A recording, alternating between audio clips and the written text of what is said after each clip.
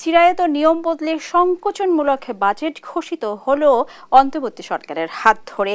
2025-26 অর্থ বছরের বাজেট এমন একটি সময় এসেছে যখন নানা অর্থনৈতিক সংকট এবং রাজনৈতিক অস্থিরতা বিরাজমান।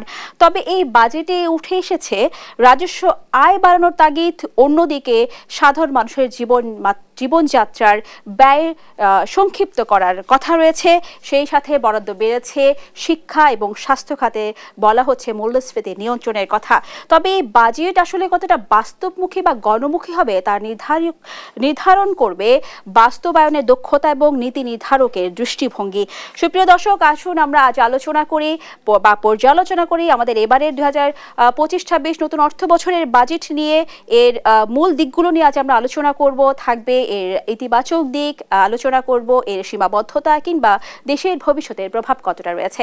সুপ্রিয় দর্শক, আমি রাবে ইসলাম স্নেহা আপনাদের আমন্ত্রণ জানাচ্ছি দেশ টিভির নিয়মিত আয়োজন বিজনেস টাইমসে। আমাদের আজকের আলোচনাটি এগিয়ে নিতে একজন সম্মানীয় অতিথি আমাদের সাথে উপস্থিত রয়েছেন। আমি পরিচিত হব তার সাথে। আমার সাথে রয়েছেন ডক্টর মোহাম্মদ শাহাদাত হোসেন সিদ্দিকী, অধ্যাপক, অর্থনীতি বিভাগ, ঢাকা বিশ্ববিদ্যালয়। জনাব সিদ্দিকী, আপনাকে ধন্যবাদ আমাদের স্টুডিওতে উপস্থিত হওয়ার জন্য। জনাব সিদ্দিকী, আমি একটু আগেই বলছিলাম আমাদের বাজেটের নানা দিকগুলো বলছিলাম। তার আগে আপনাকে যদি কিছু বিষয় জানিয়ে রাখি, সেটি হচ্ছে আমাদের এবার বাজেটের আকার আমরা জানি 7,90,000 কোটি, যা গত বছর থেকে অনেকটা কমে এসেছে। রাজস্ব লক্ষ্যমাত্রা 5,64,000, যা গত বছর থেকে বেড়েছে। সেই ক্ষেত্রে এনবিআর এর জন্য বেড়েছে, লক্ষ্যমাত্রা ঠিক করা হয়েছে 4,99,000। উন্নয়ন বরাদ্দ রেখেছে, এডিপিতে রেখেছে 2,30,000, যা গত বছর তুলনায় অনেকটা কম। অনুন্নয় ব্যয় রেখেছে 4,86,000। সেই সাথে আমরা জানি যে অনেকগুলো জিনিসের দাম বেড়েছে এবং কমেছে। আমি যদি ছোট্ট পরিসরে বলি যে যেসব পণ্যের দাম বাড়তে পারে: rod, steel, AC, fridge, motorcycle, cigarette, দেশীয় মোবাইল ফোন, ব্যাটারি চালিত rickshaw, marble, granite, washing machine, blender, rice cooker, LPG, এই জাতীয় জিনিসগুলো।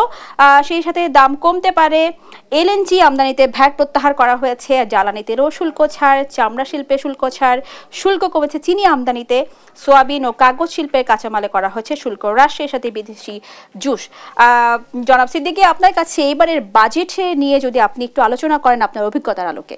জি, ধন্যবাদ। দেখুন, যে প্রথমত আমি যদি বলতে হয় যে এটা একটা বিপ্লবী সরকার হিসাবে অনেকে অভিহিত করে এবং একটা কনটেক্সটে বর্তমান সরকার এসেছে, সেই হিসাবে স্বাভাবিকভাবে সাধারণ মানুষের মধ্যে প্রত্যাশা ছিল কিছু ব্যতিক্রম, কিন্তু সেই ব্যতিক্রমটুকু অনুপস্থিত, যেটা অর্থ উপদেষ্টা কিন্তু স্বীকার করেছেন যে গতানুগতিক ধারায় আমরা গিয়েছি, কিন্তু হঠাৎ করেই বিপ্লব সম্ভব নয়। কিন্তু কথাটার মানে হচ্ছে বিপ্লব কিন্তু হঠাৎ করেই হয়, বিপ্লব করার সুযোগ কিন্তু প্রতিদিন হয় না।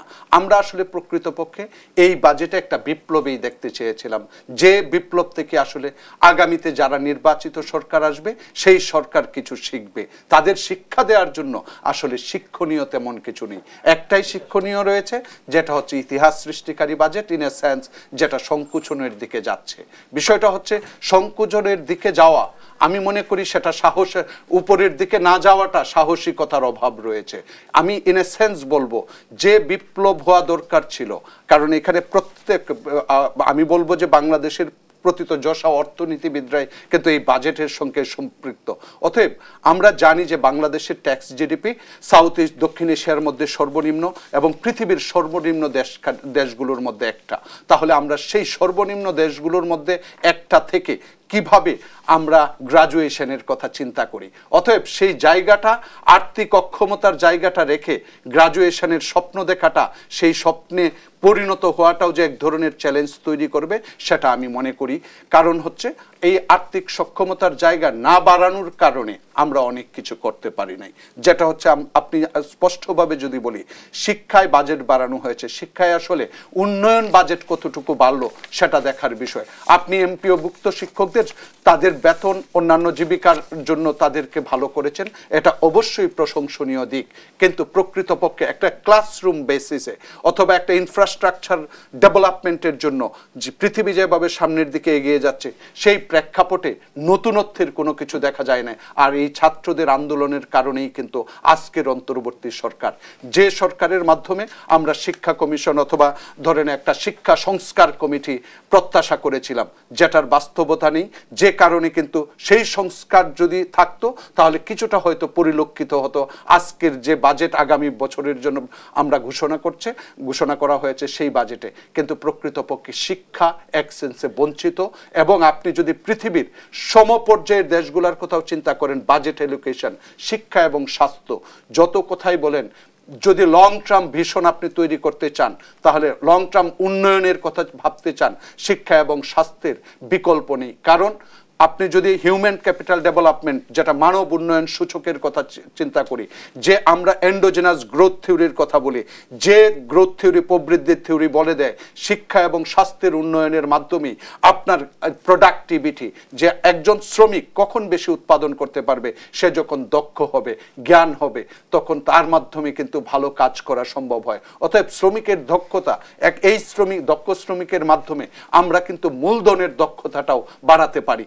অতএব সেই জায়গাটা আমি মনে করি উপেক্ষিত, যেটা আমি ব্যক্তিগতভাবে রাজনৈতিক সরকাররা অনুধাবন না করলেও আমি মনে করি বিজ্ঞ যে ব্যক্তিগণ এখন উপদেষ্টা হিসাবে রয়েছেন, ওনাদের কাছে কিন্তু আমার ব্যক্তিগতভাবে প্রত্যাশা ছিল ভবিষ্যৎকে চিন্তা করে এই জায়গাটার গুরুত্ব কিভাবে ট্রেড অফ করা যায় সেই জায়গা থেকে। তাহলে জনাব সিদ্দিকী, আপনি বলছেন প্রত্যাশিত বাজেট উপস্থাপিত হয়নি? যেটা আমি বললাম যে প্রত্যাশা অনেক জায়গায় গতানুগতিক হয়েছে, সেটা যদি আপনার প্রত্যাশা থাকে তাহলে বলবেন যে ভালো হয়েছে। কিন্তু আমার ব্যক্তিগত অভিমত হচ্ছে যে জায়গাগুলোতে আমি মনে করি যে গুরুত্ব দেওয়ার কথা ছিল, সেই জায়গাটুকু অনেক ক্ষেত্রে উপেক্ষিত হয়েছে। আপনাকে ধন্যবাদ জনাব সিদ্দিকী। সুপ্রিয় দর্শক, এই পর্যায়ে আরো একজন সম্মানীয় অতিথি আমাদের সাথে উপস্থিত হয়েছেন, আমি পরিচিত হব তার সাথে। আমার সাথে রয়েছেন ডক্টর মোহাম্মদ আব্দুল আজিজ, সাবেক chairman NBR. Doctor Mohammad Abdul Majid, সাবেক চেয়ারম্যান এনবিআর। আপনাকে ধন্যবাদ জানাচ্ছি আমাদের স্টুডিওতে উপস্থিত হওয়ার জন্য। একটু আগে আলোচনা করছিলাম আমাদের আরেকজন অতিথি জনাব সিদ্দিকী, উনি বলছিলেন অনেকটা অপ্রত্যাশিত কিছু কিছু জায়গায় রয়েছে। এবারের বাজেট নিয়ে আসলে আপনি কিভাবে দেখছেন আপনার অভিজ্ঞতার আলোকে? ধন্যবাদ ডক্টর সিদ্দিকী, কিন্তু খুব সুন্দরভাবেই বলেছেন। This budget should have been A turning point of our future direction. কারণ একটা আন্দোলনটা এমনি এত মানুষের এত রক্ত ব্যয় উদ্দেশ্য যে একটি স্বৈরাচারী বা একটু অন্য ধরনের পরিস্থিতি থেকে আমি একটা কর্মসৃজনমূলক, আমাদের আন্দোলনের প্রথম শুরুটা কিন্তু বৈষম্য বিরোধী যে কথাটা বলা হচ্ছে, অর্থাৎ আমি একটা বৈষম্য বিরোধী অর্থনীতি, দেশ অবস্থা তৈরি করব। হ্যাঁ, এটা করার দিস ইজ দ্য সুযোগ আর কি। কারণ এরপর তো আবার একটা রাজনৈতিক সরকার আসবে, সেই যে জেলাও সেই কদু পরিস্থিতি যদি সৃষ্টি হয় তো তাহলে তো কিছু হলো না। সুতরাং এখানে একটা টার্নিং পয়েন্টে রয়েছিল এবং সেই টার্নিং পয়েন্টে করার জন্যে আরও দৃঢ়চিত্ত করে একটা ডিরেকশন বলে দেবে যাওয়া। যেমন না হলে হবে কি, ওই পরে কিন্তু ব্যবস্থাটা অন্যরকম হবে। কারণ আমি বলি কেন এরকম হয়েছে, উনি যথার্থ বলছেন। বিষয়টা হচ্ছে এমন একটি সরকার, অন্তর্বর্তীকালীন সরকার গঠিত হয়েছে যার 4 আগস্টেও কোনো পরিকল্পনা ছিল না, কেউ জানতো না যে কালকে আমার এই পরিস্থিতি হবে বা ইত্যাদি। অর্থাৎ একদম পরিকল্পনার হঠাৎ করে আসতে হয়েছে। 1, 2 হচ্ছে এমন এক অর্থনীতির চার্জ তাদের নিতে হয়েছে বা সকলকে এখন নিতে হয়েছে যেটা একেবারে অত্যন্ত ভঙ্গুর এবং খুব সিরিয়াস অবস্থা। 3 হচ্ছে আমি যে একটা পরিস্থিতিকে সৃষ্টি করতে গেলে আমার আইন শৃঙ্খলা অন্যান্য সব পরিস্থিতি আমার ঠিক করা দরকার, সেখানে আমি কিন্তু সেই সিস্টেম পাইনি। কারণ যারাই মেরেছে গতকাল মানুষকে, তাদেরকে আবার আমি পরের দিন আমার দিতে হয়েছে আইন শৃঙ্খলা রক্ষার কাজে। তার তো একটা সাইকিক তো এও তো তার হয়েছে, তাই না? এবং এটা এমনও না যে আমি কালকেই হঠাৎ করে 25,000 পুলিশ নিয়োগ করতে পারবো বা এটা সম্ভব না। সুতরাং এইরকম একটা সেন্সিটিভ এবং একটা সাইকিক একটা পরিবর্তনের সময়ে এই বাজেটটির যেটা বললাম যে ব্যাপারটা ঘটেছে, যে বিগত মানে চলতি অর্থ বছরটা এটা পাস হয়েছিল জুলাই মাসে, মানে জুলাই মাস থেকেই সে অসুস্থ, কারণ এই যে গন্ডগোল হলো, 2টা হলো। এবং পরবর্তী এই যে 10 মাস বা 9 মাস যেটা হয়েছে, এটা কিন্তু ওই আগের বাজেট যেটা তৈরি করা ছিল সেইটাকেই বাস্তবায়নে থাকতে হয়েছে। তা সুতরাং এখানে একটা কাটছাটের ব্যাপার, একটা রিভিশনের একটা ব্যাপার ছিল, সেই সুযোগগুলো হয়তো সেভাবে নেওয়া সম্ভব হয়নি। শুধুমাত্র ওই কিছু বড় প্রকল্পকে আপাতত বরাদ্দ দিচ্ছি না এই কথা বলে হয়তো রয়ে গেছে, কিন্তু ওখান থেকেই একটা নেওয়া দরকার ছিল, যে there must be a cut off point. আমি ওই আগের বাজেটটা অন্য লোকের তৈরি করা বাজেট, অন্য লোকের রাজনৈতিক অভিলাষ বিশ্লিষ্ট বাজেট, আর আমি হচ্ছে অরাজনৈতিক, আমার আবার এরকম এও নাই যে আমি সামনে 5 বছর থাকবো বা আমার একটা নিজস্ব দর্শন আছে, সেটাও না। ঠিক এইরকম একটা সময় একটি নিরপেক্ষ সরকার তার অন্তত এইটা দেখিয়ে দেওয়া দরকার, একটা পথ তৈরি করে দেওয়া দরকার, দ্যাট ওনার ভাষায় আমি বলি যে ভবিষ্যতের রাজনীতিবিদদের যেন একটা হয়, শিক্ষা হয়, ফুটপ্রিন্ট রেখে যাওয়া, ফুটপ্রিন্ট রেখে যেতে হবে, কারণ না গেলে কিন্তু ওই যে লাভ সেই কত হয়ে যাবে। জনাব আব্দুল মজিদ, আপনি যেহেতু এখন এর সীমাবদ্ধতা আছে, আমি এটা বলছি না, এই বলছি মানে যে ওনারা এটা পারেন নাই করেন নাই বলে যে কিছু হয়েছে তা না, এটা হচ্ছে এক্সপেকটেশন। জনাব আব্দুল মজিদ, আপনি যেহেতু এনবিআর এর সাবেক চেয়ারম্যান ছিলেন, সেই দিক থেকে একটি প্রশ্ন আমি আপনাকে করতে চাই, সেটা হচ্ছে যে প্রতি বছরই কিন্তু এনবিআর এর লক্ষ্যমাত্রা বাড়ানো হয়, কিন্তু আমরা বিগত অভিজ্ঞতা থেকে দেখতে পাচ্ছি এনবিআর কখনোই তার লক্ষ্যমাত্রা পূরণ করতে পারে না। বিগত লক্ষ্যমাত্রায় প্রতিবারই হয়তো লক্ষ্যমাত্রা পূরণে তাদের ঘাম ছুটে যায়, এরকম একটা অবস্থা হয়। এবারও ঠিক তাই, লক্ষ্যমাত্রা বাড়ানো হয়েছে 4,99,000। এবার কি এনবিআর তার লক্ষ্যমাত্রা পূরণ করতে সক্ষম হবে কিনা, আর যদি এই যে বিগত দিনের অক্ষমতা, এটা আসলে মানে যে পূরণ না করার যে বিষয়টি, এটা আসলে অক্ষমতাটা কোন জায়গায়, এবং এইবার কি পূরণ হবে বলে আপনি মনে করেন কিনা? এখানেই কিন্তু আমরা আগের পাঠে যেটা বলতেছিলাম যে একটা নাটকীয়তা দেখাতে হবে, একটা একটা একটা একটা ডিরেকশন করতে হবে। আপনি দেখেন প্রতি বছরই ওই আগের সময়ে বাজেট, ব্যয়ের বাজেট হু হু করে বাড়তো, আর ওইটার সাথে মিলাবার জন্য এনবিআর এরও টার্গেট ওইভাবে বাড়ানো হতো, কিন্তু এনবিআর পারছে কিনা এ ব্যাপারে কেউ জিজ্ঞাসাবাদ করতো না। আমরা সবসময় দেখে এসেছি এনবিআর এর টার্গেট কখনো ফিল আপ হয় না, কিন্তু দেখা যাচ্ছে যে ব্যয়ের হিসাবটা ঠিকমতো দেওয়া হয়। এই যে টার্গেট ফিল আপ হলো না, তার জবাবদিহিতার জায়গাটা কিন্তু নেই। হ্যাঁ, ছিল না বা নাই বলে এনবিআর কে ওই সিম্পল ম্যাথ হিসেবে যে তোমার 5 টাকা দিতে হবে ওটা দিয়ে দিলাম, ও কি পারলো কি না পারলো, ওইটা না আসাতে যে আমার আরো ব্যাংক বরোয়িং বাড়িয়ে যাচ্ছে বা আমার যে আরো বিদেশি হচ্ছে সেটার দিকে কোনো চিন্তা ভাবনা নাই, টাকা তো আসবে, টাকা পাবো, সুতরাং ওই এনবিআর ওইটা দিতে পারলো কি না পারলো ওকে জিজ্ঞেস করা হচ্ছে না। এইবার প্রথম এটা একটা আপনি লক্ষ্য করবেন যে ব্যয়ের বাজেটটা কমানো হয়েছে, কিন্তু এনবিআর একটা কিন্তু বাড়ানো হয়েছে ওই দৃষ্টিতে we must be in a push factor. আমাকে অর্থনীতি, কারণ আমার অর্থনীতিতে টাকা আছে, আমার যে ট্যাক্স জিডিপি রেশিওর যে সেটার থেকে বোঝা যায় যে এই অর্থনীতির টাকা আছে, টাকাওয়ালা লোক আছে, সে ঘুরিয়ে বেড়াচ্ছে, তার কাছ থেকে নেওয়া হচ্ছে না, তিনি দিচ্ছেন না, নেওয়া হচ্ছে না, যাচ্ছে না। এই 3টা ডিকোটমির থেকে বেরিয়ে আসতে হবে। এনবিআরকে এখন জবাবদিহির মধ্যে আনতে হবে, এই বলে যে তোমার যে টার্গেট দিছি, ইকোনমিতে লোক আছে, কেন লোকেরা তোমার ট্যাক্স দিতে আসতেছে না, অথবা কেন তুমি তাদেরকে আনতে পারছো না। অনেক সময় অভিযোগ আছে এনবিআর শুধু যারা ট্যাক্স দিচ্ছে তাদের কাছে গিয়ে বারবার ট্যাক্সের ধর্ণা হচ্ছে যে ও নতুন করে কোনো পরিকল্পনা বা টার্গেট তারা ওই লিস্টে ওইটাই বলছি যে তুমি দেখা যাচ্ছে তুমি 12 লাখ টিনের ফাইল হ্যান্ডেল করতেছো, যার কর হচ্ছে 0 বা নাই, তুমি ওখানে সময় নষ্ট করতেছো, and you are not looking at বড় করদাতার প্রতি তোমার কোনো লক্ষণ নাই, কাজ নাই। কারণ আমি বলি একটা বড় করদাতা যদি আমার দৃষ্টি এড়িয়ে আমাকে ফাঁকি দিয়ে যদি যেতে পারে একটা ফাইলে, সেটা প্রায় এদিকে প্রায় 1 লক্ষ সাধারণ করদাতার ওই যে জাগো 0 কর বা 5 টাকা কর বা 25 টাকা কর তার চেয়ে বেশি একটা ফাইলে একটা সেজে যায়। তাহলে আমার অ্যাটেনশনটা কোন জায়গায় দিতে হবে, আমার রেশনালাইজেশনটা কোথায় আমি কি এই 1 লাখ করদাতার ওই 0 ফাইল খোঁজার পিছনে সময় নষ্ট করব, না আমি অন্যরকম করবো? এটা গেলে একটা দিক। আরেকটা হচ্ছে কেন করদাতারা আসতেছে না, আমার সমাজে এত লোক সব উপজেলা পর্যন্ত বেড়ে গেছে, সে আসতেছে না, কি কি কারণ? একটা হতে পারে যে তোমার ব্যবহার হয়তো খারাপ, অথবা তোমার পরিস্থিতি খারাপ, অথবা তোমার আইন খারাপ, অথবা তোমার এমন একটা কিছু খারাপ, তা সেইগুলো সংশোধন করে তুমি কেন আনতে পারছো না? এখন একথা বললেই হবে না যে আমি কি করদাতাকে ধরে আনবো, একথা তো বললেই হবে না। You have to create an environment and then force it. এখন ফোর্স ইট বেলায় দেখা যাচ্ছে যেটা আপনি বললেন যে দিচ্ছে তারে যে ফোর্স করতেছে, আর যে আসতেছে না তার ব্যাপারে কিছু বলতেছে না। আচ্ছা, তারপরে ওই বড় ফাঁকিবাজকে ধরার জন্য আইন একটা কঠিন করতেছে, খুব কঠিন করতেছে করে ওই বড় লোক কিন্তু ওটাতে পার পেয়ে যাচ্ছে, তার সাথে আন্ডারলাইন ডিলিং করে বা যেভাবে পার পেয়ে যাচ্ছে, অথচ ওই আইনটা যে কঠিন করলো ওটা যে সব এসে পড়লো এর উপরে। এবং এ তো যখন দেখে যে আমার এত অবস্থা খারাপ, তখন যে লোক দেয় না সে অন্তত একটা ডিরেকশন নেয় যে আমি তাহলে করদাতা হবো কেন, করদাতা হলে তো আমি তো বাঘের খাঁচার ভিতরে পড়ে যাবো বলে মনে হচ্ছে। কিন্তু এখানে যদি এরকম হতো যে না, এটা স্বতঃপ্রণীতভাবে তুমি কর দিবা, তোমার কোনো নাই, যেমন আমি অনেক টাকা নিচ্ছি তার রিফান্ড দেই না, বেশি নেওয়া হয়ে গেছে রিফান্ড দেয় না, সেই পদ্ধতি আমি রাখি নাই। এইবার অবশ্য বাজেটে এটা বলেছে যে না এটা প্রদর্শন করা যাবে, আর তোমাকে এইভাবে সহজীকরণ করতে হবে। সহজীকরণ যার জন্য এই যে সংস্কার, এনবিআর যে সংস্কার, যেটাতে আমরা ওই কমিটির সদস্য আর কি, আমরা ওখানে ওইগুলো চিহ্নিত করেছি যে why people are not coming for paying tax. তাহলে আব্দুল মজিদ, আমরা কি আশা রাখতে পারি আমি কথা শেষ করি, সেই সংস্কারের কিছু বিষয় এখানে আসার দরকার ছিল, কারণ ওনারা তো নেক্সট বছর ওনারা এই বাজেট বানাতে পারবেন কিনা তা তো ঠিক নাই, তাই না, নতুন হবে, সে দরকার ছিল।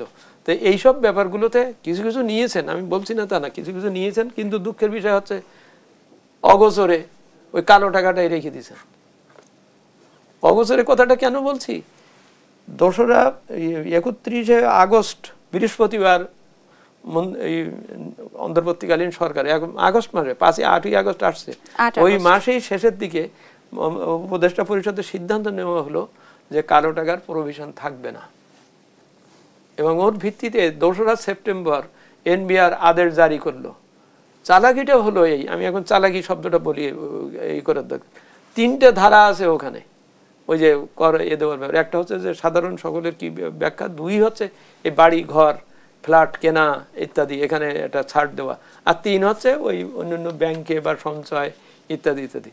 তারা আদেশ জারি করার সময় ওই 3 নম্বরটা জারি করলো যে এটা বাতিল করলাম, কিন্তু আসল 2 নম্বর যেটাই আসল আমার অর্থনীতিতে বৈষম্য, জিনিসপত্রের দাম বাড়া, তারপরে একটা সেক্টরের মানে একেবারে অন্য ধরনের আধিপত্য করা, যে কর দেয় না, নেওয়া হয় না, তাকে কর ছাড় দেওয়ার যে ব্যাপারগুলো ছিল, কোনো প্রশ্ন করা হবে না, যেসব কথাগুলো ছিল, সেই 2 নম্বরটা কিন্তু সে বাতিল করে নাই। তফসিল 1-এর যে 3টা ধারা ছিল সেটা এটা করে নাই। আর কেন করে নাই, আচ্ছা যা ওটা সে জিইয়ে রেখে এখন এসে বলছে এটা তো মেয়াদ এই জুন 25 পর্যন্ত আছে, আমরা আর নাইলে বাড়ালাম না বা বাড়াবো না, এইসব কথা বলতেছে এখন। বা ওখানে একটা কথা ছিল যে আর কেউ সমস্ত প্রশ্ন করতে পারবে না, আচ্ছা ওটাও নাইলে উঠেই দেবো, তারপরও মানে সে ওগারতি করতেছে যে এটা থাকুক।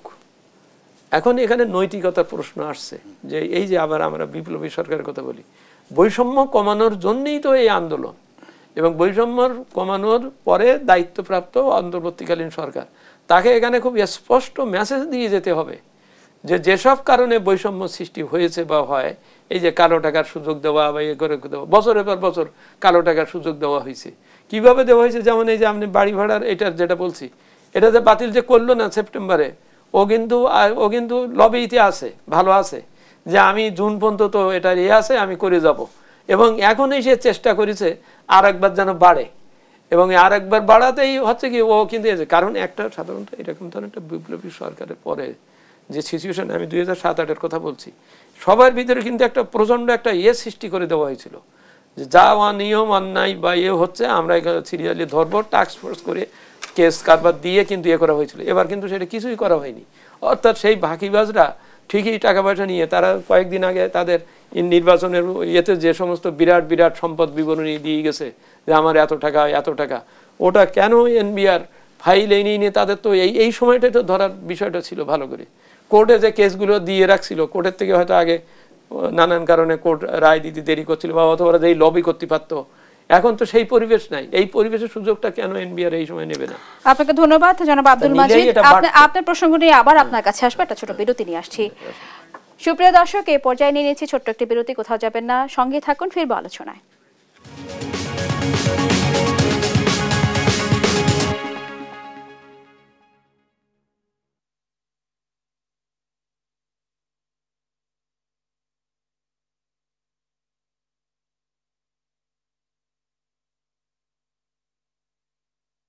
সুপ্রিয় দর্শক, আবার আমন্ত্রণ জানাচ্ছি দেশ টিভির নিয়মিত আয়োজন বিজনেস টাইমসে। ফিরছি আলোচনায়। এই মুহূর্তে আমি যেতে চাই ডক্টর মোহাম্মদ শাহাদাত হোসেন সিদ্দিকী আপনার কাছে যে বিষয়টি জানতে চাইবো সেটা হচ্ছে, আমাদের দেশে তো এখন এই মুহূর্তে অনেকটা রাজনৈতিক অস্থিরতা বিরাজ করছে, সেই সাথে বিনিয়োগের পরিবেশটা আসলে অনুকূলে নেই অনেকটা। অনেকদিন ধরে অনেক ব্যবসায়ীদের একটি অভিযোগ ছিল আমদানিকৃত কাঁচামালের শুল্কের উপর, যেটি এবারে বাজেটে দেখা যাচ্ছে যে শিল্পের কাঁচামাল আমদানিতে আগাম কর 3% থেকে কমিয়ে 2% করা হয়েছে এবং সেই সাথে আরেকটি বিষয় আসছে যে ব্যবসায়িক লেনদেনের উপর টার্নওভার করের সীমা 3 কোটি থেকে বাড়িয়ে 4 কোটি নির্ধারণ করা হয়েছে। এই সবকটি মিলিয়ে আপনার কি মনে হয় যে আমাদের ব্যবসায়িক কিংবা বিনিয়োগের পরিবেশ কতটা সৃষ্টি হতে পারে? যে দেখুন, বাজেট বক্তৃতা যখন দেখবেন তখন কিন্তু স্পষ্টভাবে বলেছে যে এটা হচ্ছে আমাদের বিনিয়োগ বান্ধব পরিবেশ সৃষ্টিতে সহায়ক ভূমিকা পালন করবে। এখন ব্যক্তিগতভাবে আমার প্রথম অবজারভেশন হচ্ছে যে আপনি যদি এই জায়গাগুলোর কথা বলেন তাহলে সেটা করতে পারে, কিন্তু পক্ষান্তরে আসলে সেটা আরো অনেক কিছু ফ্যাক্টর দ্বারা প্রভাবিত হয়।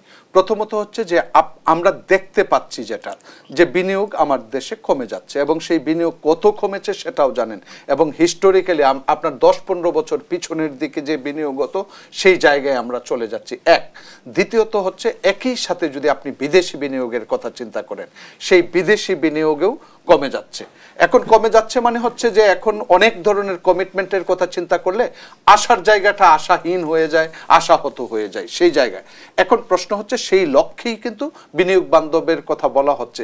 প্রশ্ন হচ্ছে যে আমাদের ইম্পোর্টের ক্ষেত্রে যে ট্রেন্ড এখন সেটা কিন্তু আমরা মধ্যবর্তী পণ্য বলি, কাঁচামাল বলি কিংবা মেশিনারিজ বলি, সেই জায়গাটুকু কিন্তু আমি গত 1 বছরের কথা যদি চিন্তা করেন যে এই বছর 10 মাসের তুলনায় গত 10 মাসের সেই জায়গা থেকে 25 থেকে 30% পর্যন্ত হ্রাস পেয়েছে, যেটা কিন্তু আমার প্রবৃদ্ধির ক্ষেত্রে একটা নেগেটিভ রোল প্লে করবে ইন ফিউচারে। সেই জায়গাটাকে একটু যেন ধরে রাখা যায় তার জন্যই কিন্তু কনটেক্সট স্পেসিফিক, গুড স্পেসিফিক কিছু ধরনের জায়গায় সেই অব্যাহতিটা দেওয়া হয়েছে। এখন সেটা হয়তো উৎসাহ কাজ করবে, কিন্তু একই সাথে আমি যে বললাম অন্যান্য উপাদানগুলা, যেমন আমরা তো এখন একটু শঙ্কা কাজ করে যে আমার টাকার মানটা কি সত্যিকার অর্থেই ধরে থাকবে।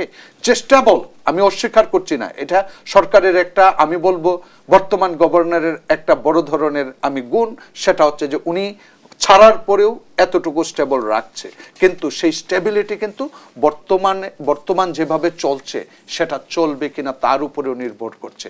প্রথমত আমি বলবো যে বিদেশি বিনিয়োগকারীরা যদি না আসে, আমার এক্সপোর্টের যে জায়গাটা সেটা ধরে রাখাও কিন্তু কঠিন, ফরেন ডিরেক্ট ইনভেস্টমেন্ট ছাড়া। আরেকটা হচ্ছে যে আমার দেশের বিনিয়োগকারীদের বিনিয়োগেও কমে যাচ্ছে। একইভাবে টাকার মান সেটা দুটো কারণে কিন্তু টিকে আছে। এক্সপোর্ট আর্নিংসটা আমরা ধরে রাখতে পেরেছি যে এক্সপোর্টের যে প্রবৃদ্ধি সেটা 10% কাছাকাছি, কিন্তু এই 10% কাছাকাছি সেটা গ্লোবাল কনটেক্সট অনেক কিছু নির্ধারণ করবে, সেটা সরকার হয়তো ভাবছে যদি একই অবস্থায় থাকে। আমার প্রশ্ন হচ্ছে এই সমস্ত জায়গায় আমি কেন রিস্ক ফ্যাক্টরের কথা ভাবছি, কারণ বর্তমানে ট্যারিফ নিয়ে যে কথা বলা হচ্ছে, ধরেন ট্রাম্পের ট্যারিফ, সেই জায়গাটাকেও কিন্তু আপনি ভবিষ্যতে চিন্তা করতে পারেন এটা কি সংকোচনের দিকে। যেমন সরকার আয়ের কথা ভাবছে, কিন্তু একই সাথে যুক্তরাষ্ট্রের পণ্যের ক্ষেত্রে জানেন যে ছাড় দেওয়া হচ্ছে, অতএব যে পরিমাণ রেভিনিউ আসতো সেই জায়গা থেকে কিন্তু কমে যাবে স্বাভাবিকভাবেই। অতএব সার্বিক বিবেচনায় সেটা হচ্ছে যে আমি বলবো একটা সংখ্যা থেকে যাচ্ছে যে আমার বিনিয়োগ না বাড়ার একটা সংখ্যা, একই সাথে আমার টাকার মান যে ধরে থাকবে কিভাবে সেই জায়গাটার, কারণ প্রবৃদ্ধি যখন করতে হবে বিদেশ থেকে ইম্পোর্ট সংকোচন করা যাবে না, আমাকে প্রসারণের দিকেই যেতে হবে। আপনি যখনই প্রসারণের দিকে যাবেন তখন যে টাকাটা এখন বিদেশি রিজার্ভ সেভ হচ্ছে সেই অংশটুকু তখন কিন্তু আর যোগ হবে না, ইমব্যালেন্স হওয়ার একটা পসিবিলিটি রয়েছে। একই সাথে এফডিআই এবং বিদেশি প্রবাহ যেটা আসতো সেটা যেহেতু আমরা দেখতে পাচ্ছি যে কমে যাচ্ছে, তারও কিন্তু একটা ঋণাত্মক প্রভাব রয়েছে। একইভাবে এক্সপোর্ট যদি সামান্য ঝুঁকিতে পড়ে কিংবা রেমিটেন্সের ক্ষেত্রে কোনো ধরনের, আমি বলি ভূ রাজনৈতিক হোক, আমার দেশের ইন্টারনাল পলিটিক্স হোক অথবা গ্লোবাল পলিটিক্স হোক, সেই জায়গাটা যদি কোনো কারণে কাজ করে নিচের দিকে এক জায়গায় স্থির হয়ে যায়, অতএব সেই জায়গাটা থেকে বের হওয়াটা আমি মনে করি কঠিন। অতএব প্রবৃদ্ধির জায়গায় আমি মনে করি যে জায়গাটা সেটা হচ্ছে বিনিয়োগ ছাড়া প্রবৃদ্ধি সম্ভব নয়। আরেকটা হচ্ছে ভোগের মাধ্যমে আপনি করবেন, ভোগ বাড়ানো তো সম্ভব হচ্ছে না। এক হচ্ছে আমরা যখন গরিব, ধরেন আমাদের সবচেয়ে বড় জায়গা কোনটা জানেন, নিম্ন মধ্যবিত্ত এবং মধ্যবিত্ত শ্রেণী এবং গরিব শ্রেণী, এটা একটা বিশাল অংশ। এদের কনজামশন প্যাটার্ন যখন বাড়ে, দেশের জিডিপি উৎপাদনে সহায়ক ভূমিকা পালন করে, কারণ এই সমস্ত মানুষগুলা যা ভোগ করে সব দেশীয় পণ্য, আর ধনী মানুষের দিকে তাকাবেন তার সবকিছুই বিদেশি। অতএব জিডিপির প্রবৃদ্ধিতে সহায়ক ভূমিকা এই গোষ্ঠীটার, নিচের শ্রেণীর গোষ্ঠীর। অতএব সেই গোষ্ঠীটা এখন কঠিন বিপদে আছে, মূল্যস্ফীতির জাতাকলে রয়েছে। জনাব সিদ্দিকী, আপনি মূল্যস্ফীতির কথা বলছিলেন, এবারের বাজেটে কিন্তু বারবার মূল্যস্ফীতি নিয়ন্ত্রণের কথা উঠে এসেছে এবং আমরা শুনতে পেয়েছি যে অর্থ উপদেষ্টা বলেছেন এই জুনের মধ্যে মূল্যস্ফীতি 8-এর সমান নেমে আসবে। উনি এইভাবে খুব জোর দিয়ে কথাটা বলেছেন, আপনি এর সাথে কতটা একমত? শুনেন, আমরা যদি গত 2 মাসের কথা বলি, আমরা ট্রেন্ডে বিশ্বাস করি। আমরা সবসময় ট্রেন্ডের যে একটা হার, রেট পরিবর্তনের হার, সেটাকে বিশ্বাস করি। এই সরকারের 10 মাসের ট্রেন্ড যদি দেখেন, তার রেট দিয়ে যদি গুণ করেন, রেটটা বের করেন, সেটা দিয়ে যদি আপনি দেখতে চান, তাহলে আমি স্পষ্ট বলতে পারি জুন মাসে 6.5% যদি আসে, সেটা হবে রাষ্ট্রের জন্য মিরাকল, কিংবা হতে পারে ডিস্টোরশন, ডাটার উপর আগের মতো টর্চার। কথা বলেছেন আপনি 6 বলেন না, 8% কথা বলেছেন, 8 নেমে আসবে। আপনি যদি মার্চ থেকে এবারের বাজেটের টার্গেট হচ্ছে 6.5% নেমে আসা, 6.5% টার্গেট, যেটা বলতেছি যে 8% আনাও, কারণ হচ্ছে আপনি মে মাসে এমন কিছু ঘটে নাই আর জুন মাসে যেটা কমবে। অতএব মে মাসে কমেছে 9.17 থেকে গতকাল পর্যন্ত 9.2। অতএব সেটা 8% মানে হচ্ছে 8 না 9-এর নিচে, সেই জায়গাটা স্পষ্টীকরণ। আর 9-এর নিচেও কিন্তু আমরা 8ই বলে থাকি। অতএব আমার মতে হচ্ছে যদিও কমে, সেটা 0.2% কমে 8.9% আসতে পারে, যে ধারায় কমছে। আমি কিন্তু ট্রেন্ডের কথা বলছি। অতএব সেই ধারাবাহিকতায় এখন প্রশ্ন হচ্ছে, স্বাভাবিকভাবে আপনি ওভারঅল টার্গেটের দিকে যেতে পারেন 6.5%। আমরা আমাদের আসলে সংকোচনমূলক মুদ্রানীতির কিছুটা কাজ করেছে, মানুষ কিছুটা হয়তো ভোগ স্যাক্রিফাইস করেছে, আবার ওই দিক দিয়ে আমরা সমষ্টিক চাহিদার যে বিনিয়োগ কমে গিয়ে যে কারণেও কিন্তু মূল্যস্ফীতি কমেছে, কারণ আমরা বিনিয়োগ কিন্তু সমষ্টিক চাহিদার একটা উপাদান। অতএব সেটা যদি কমে যায় তখনও মূল্যস্ফীতি কমে যায়। কিন্তু এই বিনিয়োগ কমার ফলে আপনার কিন্তু ভবিষ্যতের কথা চিন্তা করতে হবে। বিনিয়োগ কমার ফলে প্রবৃদ্ধির যখন ধাক্কা লাগবে, তখন এই কমাটা কিন্তু আর কমার জায়গায় থাকবে না। এক, দ্বিতীয়ত হচ্ছে মূল্যস্ফীতির কারণে আপনি ইন্টারেস্ট রেট বাড়াচ্ছেন কেন? মানুষ ভোগ স্যাক্রিফাইস করবে। তো ভোগ তো স্যাক্রিফাইস যা করা দরকার অলরেডি 3 বছর ধরে করে ফেলছে, করা হয়েছে। অতএব সেই এগ্রিগেট ডিমান্ড কমিয়ে আপনি মূল্যস্ফীতি কমাতে পারছেন না। থার্ড কারণ, আমি তৃতীয় কারণ বলি, সেটা হচ্ছে আমরা যখন পলিসি রেট 5% থেকে পলিসি রেট 10% উঠাই, তখন সেটা কিন্তু বিশাল উল্লম্পন। সেই উল্লম্পনের প্রভাবের কারণে আমাদের সেই 10.5% মূল্যস্ফীতি, সেটাকে আমরা 9% আনতে পেরেছি। কিন্তু সেই যন্ত্রটা কিন্তু আর বেশি উপরের দিকে ব্যবহার করতে পারবেন না। অতএব যে কারণে সরকার একটা বিচক্ষণতার পরিচয় দিয়েছে, বাজেট বাড়ানোর দিকে, অর্থাৎ যেভাবে বাড়ানোর কথা ছিল, যে বিপ্লবী ভূমিকা পালন করার কথা ছিল, অর্থাৎ রেভিনিউ যখন অনেক বাড়ত, তখন সমষ্টিকভাবে সেই গত বছর যে বাজেট ডেফিসিট ছিল, সেই ডেফিসিটটা বাজেট বাড়ানোর কারণে সেই ডেফিসিট বেড়ে যেত। এখন বাজেট সীমিত রেখে ডেফিসিটটাকে ধরে রাখা হয়েছে। আপনাকে ধন্যবাদ জনাব সিদ্দিকী। আমি যেতে চাই জনাব মজিদ আপনার কাছে, আমি একই প্রশ্ন আপনার কাছে করব যে মূল্যস্ফীতির কথা, যে অর্থ উপদেষ্টা যে কথাটি বলেছেন, সেই সাথে আরেকটি বিষয় আমি যুক্ত করতে চাই। প্রস্তাবিত বাজেটে কর ব্যবস্থায় একাধিক পরিবর্তন আনা হয়েছে, আমরা সেটি জানি।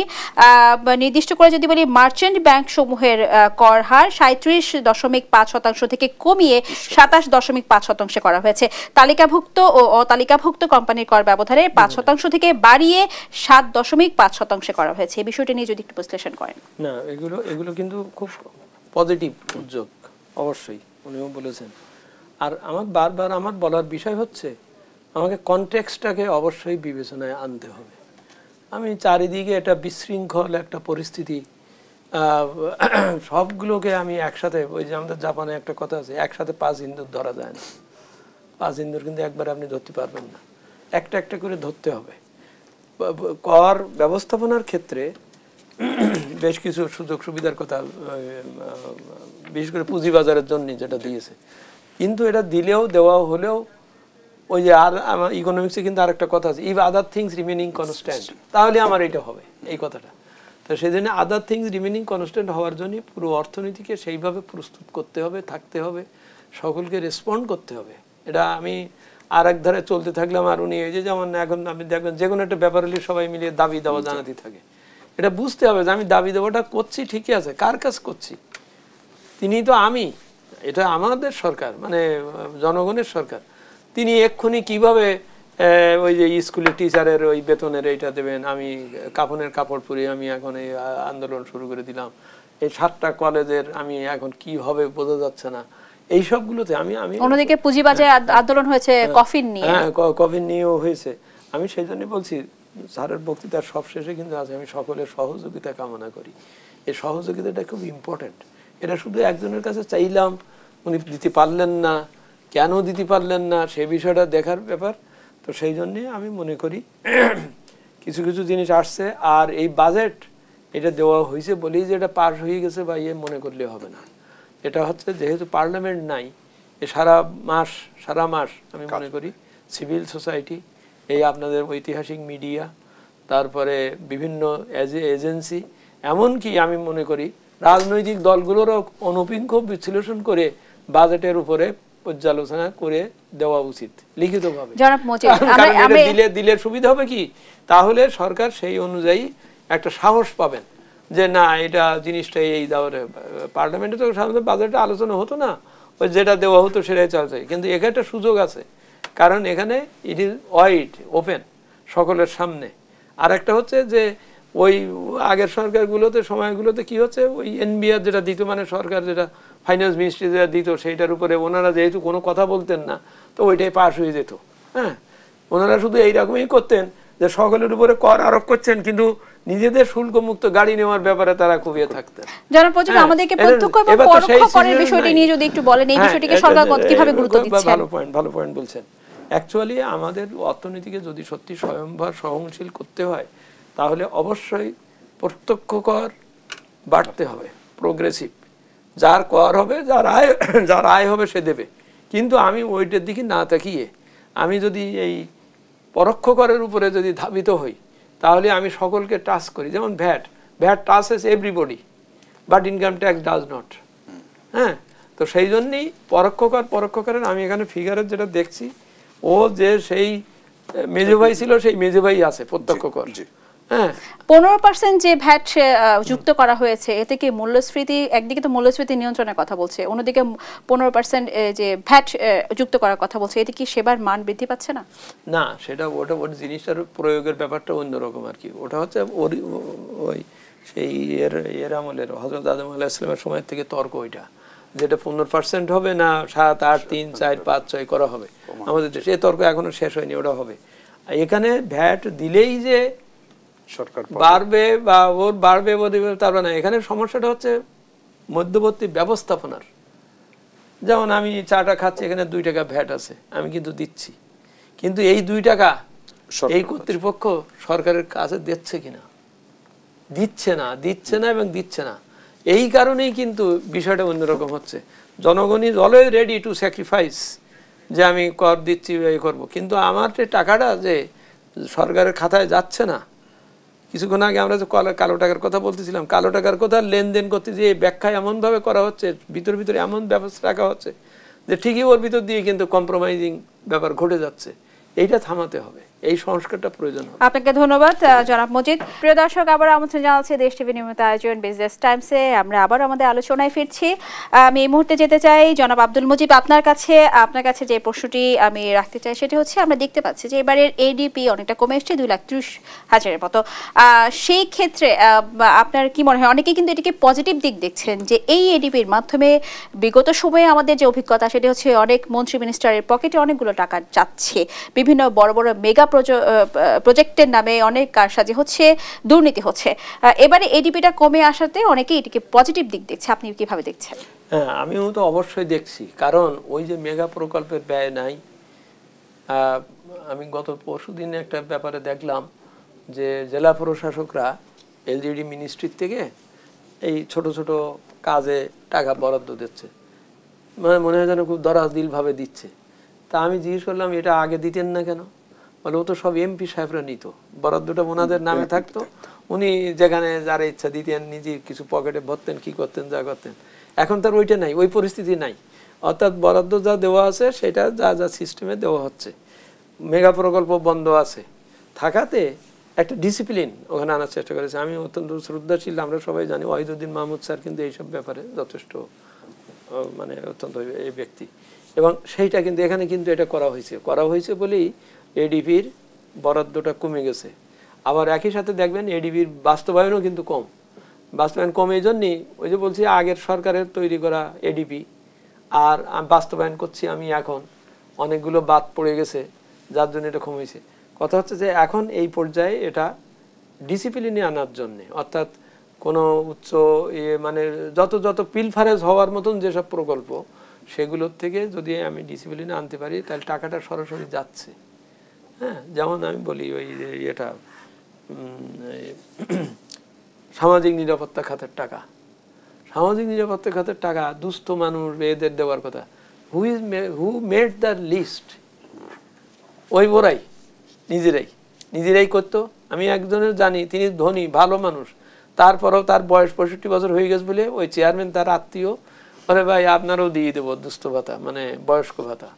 অর্থাৎ সব লোকের কাছে যায়নি টাকা, যাওয়াও হয়নি।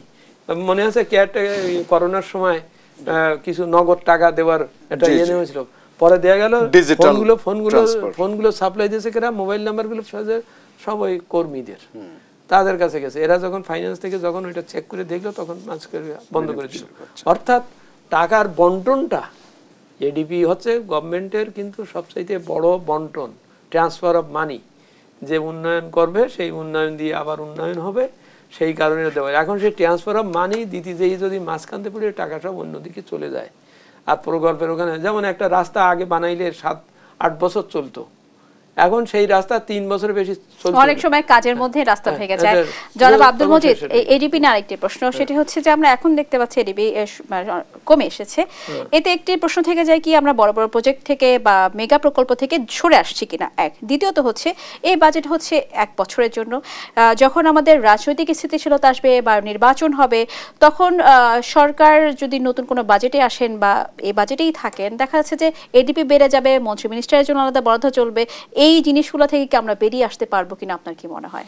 এই জিনিসটাকে যাতে বেরিয়ে আসা যায় তার একটা ফুটপ্রিন্ট এখানে বলা হচ্ছে, দেখানো হচ্ছে, বোঝানো হচ্ছে। হ্যাঁ, যে আগে নানান ধরনের প্রত্যেকটার এমপির, আমরা যেমন এক সময় ফাইন্যান্সে থাকার সময় এসে বললো কি 350 কোটি টাকা দেন, এমপি সাহেবদের দিতে হবে। তার মানে কীভাবে দেবেন? বললো ওই বাজেটটা কেটে আনেন, ওখান থেকে কেটে আনেন, কেটে এনে দেন। আমি আর অর্থ সচিব আমরা যাইয়ে ওই তৎকালীন মন্ত্রীকে যেই বুঝলাম যে স্যার এটা পারেন না, কারণ এমপিকে, একজন ব্যক্তিকে আপনি টাকা দিতে পারেন না, এটা দেওয়ার নিয়ম নাই, কনস্টিটিউশনে নাই, এটা সিস্টেম না। তারপরে শেষে কি বলে, আচ্ছা ঠিক আছে তাহলে এটা পদ বের করেন। তারপর শেষে বড় হলো যে না, টাকা ওনার কাছেই যাবে, ওর কাছে যাবে, ওর যে উন্নয়ন কমিটি থাকবে সেখানে হয়তো এমপি সাহেব ঠিক আছে সভাপতি ঠিক আছে, আমি সেটা বলছি যে এই জিনিসগুলো ডিসিপ্লিনের ভিতরে আনার চেষ্টা। আপনি যে প্রশ্ন করেছেন বড় বড় প্রকল্পগুলোতে সরিয়ে আসছে কিনা বা আসবে কিনা, না, এটা পয়েন্ট হচ্ছে কিছু কিছু জিনিস ধরেন আমার চক্রকার একটা ইয়ে হবে, এই পর্যন্ত আমি বানিয়েছি, আমার অল্প একটু বাকি আছে, এটা না হলে আমার চক্রটা পূর্ণ হবে না। এইসব প্রকল্প অবশ্যই কিন্তু বরাদ্দ রেখেছে বিগত সরকারের, যেসব মানে অর্থকৃতভাবে প্রকল্প রয়েছে এগুলো না করলে নয়, তাহলে আমার অন্য বিনিয়োগটা নষ্ট হয়ে যাবে। আপনাকে ধন্যবাদ আব্দুল মজিদ, আপনাকে ধন্যবাদ। আমি যেতে চাই জনাব সিদ্দিকী আপনার কাছে আমার শেষ প্রশ্ন, আমি সংক্ষেপে উত্তরটি চাইবো। সেটা হচ্ছে দুটি বিষয় আপনার সামনে আমি জানতে চাই, এই বর্তমান বাজেট বাস্তবায়নে কতটা চ্যালেঞ্জ রয়েছে, সেই সাথে আমাদেরকে জানাবেন 2025-26 বাজেট কি অর্থনৈতিক পুনরুদ্ধারের বাজেট নাকি ঋণ নির্ভর ব্যয়বিলাসের নতুন অধ্যায় হবে বলে আপনি মনে করেন? জি ধন্যবাদ। দেখুন যে আমরা এই অন্তর্বর্তী সরকারের আগামী বাজেটের কথা বলছি, আসলে বর্তমান বাজেটটাও কিন্তু পুরোপুরিভাবে আমি বলছি যে অন্তর্বর্তী সরকারই বাস্তবায়ন করেছেন। অতএব এই বাস্তবায়নের ক্ষেত্রে কিন্তু আমরা একটা স্লথ ভাব দেখতে পাচ্ছি। সেটা আমরা যখন উন্নয়ন প্রকল্পগুলোর বাস্তবায়নের দিকে সেখানে অনেক সমস্যা ছিল, কন্ট্রাক্টর চেঞ্জ, অনেক ধরনের ব্যবস্থাপনা। আশা করি যে আগামী বাজেট এই বছর যতটুকু বাস্তবায়নের হার, আমার মনে হয় আগামী বাজেটটা হয়তো বাস্তবায়ন বাড়বে, যে এডিপির বাস্তবায়ন যদি বলেন, যেটা আমরা চিন্তা করছি। আরেকটা জায়গা হচ্ছে যে আসলে চ্যালেঞ্জের জায়গাটা কোথায়। চ্যালেঞ্জের জায়গাটা কিন্তু আমি বলছি যে আমাদের যে ঘাটতি পড়েছে এই বাজেটে, সরকার কিন্তু সক্ষমতার জায়গাটা দেখাতে পারেন নাই আমি বলবো, কারণ ঘাটতি প্রায় ৭১,৫০০ কোটি টাকা, সেটা হয়তো ১ লাখ কোটি টাকার পার হয়ে যাবে জুনের ৩০ তারিখে। আমরা সেই জায়গাটাই বলছি যে ঘাটতি অর্থায়ন, সেই ঘাটতি অর্থায়নের কারণেই মূল্যস্ফীতিটা হয়তো চ্যালেঞ্জের মুখে পড়বে। কারণ ঘাটতি অর্থায়ন যদি ব্যাংক থেকে করে তখন প্রাইভেট বিনিয়োগ নিরুৎসাহিত হয়, প্রাইভেট বিনিয়োগ কমে যায়। একই সাথে সরকার যখন তার মানে গভর্নমেন্ট এক্সপেন্ডিচার এইখানে কমানোর কোনো সুযোগ নাই, এখানে বাড়িয়েছেন। অতএব বাড়ার কারণে আমরা বলবো কি যে এটা স্বাভাবিকভাবে ইন্টারেস্ট রেটকে বাড়িয়ে তুলবে, একইভাবে বিনিয়োগকে কমিয়ে তুলবে, বিনিয়োগকে কমাবে, মূল্যস্ফীতিকে কিন্তু আবার কমানোটা একটা চ্যালেঞ্জ থেকে যাবে। আপনাকে অসংখ্য ধন্যবাদ ডক্টর মোহাম্মদ শাহাদাত হোসেন সিদ্দিকী, সেই সাথে আরো একবার ধন্যবাদ জানাচ্ছি ডক্টর মোহাম্মদ আব্দুল মজিদ, আপনাদের দুজনকে আরো একবার ধন্যবাদ জানাচ্ছি। সুপ্রিয় দর্শক, আমাদের আজকের আয়োজন এই পর্যন্তই ছিল। দেখা হবে পরবর্তী পর্বে, থাকবো নতুন কোনো বিষয় এবং আলোচনা। সেই পর্যন্ত ভালো থাকুন, সুস্থ থাকুন। ধন্যবাদ সবাইকে।